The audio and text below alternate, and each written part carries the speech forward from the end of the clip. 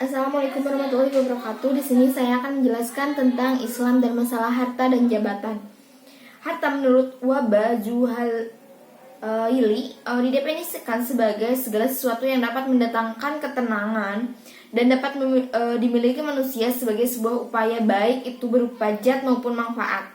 Menurut Hanafiyah al-Ma'aladah, sesuatu yang mungkin dimiliki, disimpan, dan dimanfaatkan.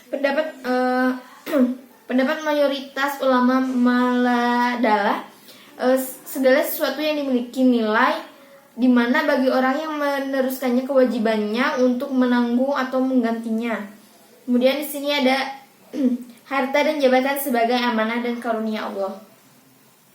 Hakikat harta dan jabatan adalah merupakan amanah dan karunia Allah. Disebut sebagai amanah Allah karena harta dan jabatan tersebut didapatkan bukan semata-mata karena kehebatan seseorang, tetapi karena berkah dan karunia dari Allah. Juga sejatinya bukan dimaksud untuk kesenangan pribadi pemiliknya, tetapi juga untuk kemaslahatan orang lain.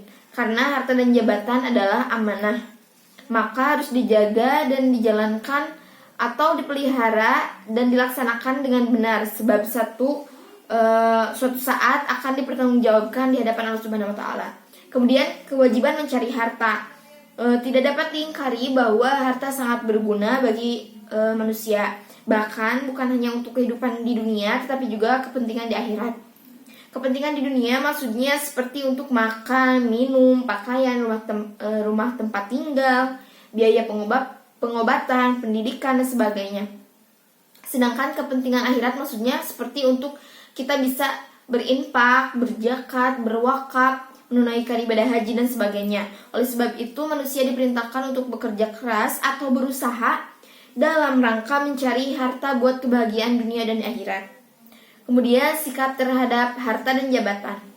Disebabkan harta dan jabatan itu adalah merupakan amanah dari Allah Subhanahu wa taala, maka kita harus bersikap hati-hati terhadapnya. Bila terhadap harta, kita wajib berupaya untuk berusaha mencarinya karena harta merupakan kebutuhan kita sebagai bahagian dari modal hidup. Namun bukan demikian halnya tentang jabatan. Jabatan itu merupakan amanah, oleh karena itu kita tidak harus ambius untuk memperolehnya. Bagi yang mempunyai kompetensi atau keahlian dan mempunyai visi dan misi yang maslahat kelak dalam jabatannya, maka boleh meminta jabatan dengan ketentuan bahwa ia juga tidak boleh terlalu percaya akan keahliannya. Sebaliknya, jabatan atau menjaga amanah bagi yang tidak punya kompetensi atau keahlian oleh Allah disebut sebagai pelaku zalim dan bodoh. Kemudian ada pendayagunaan harta dan jabatan di jalan Allah. Sehubungan dengan itu, maka harta dan jabatan hendaklah digunakan, bahkan didayagunakan di jalan Allah, yakni dengan sebaik-baiknya, penuh tanggung jawab sesuai dengan tuntunan Allah Subhanahu wa taala dan Rasulnya.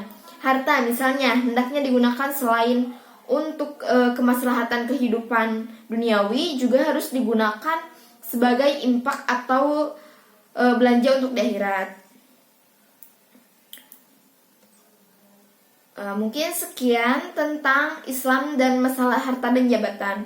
Wassalamualaikum warahmatullahi wabarakatuh.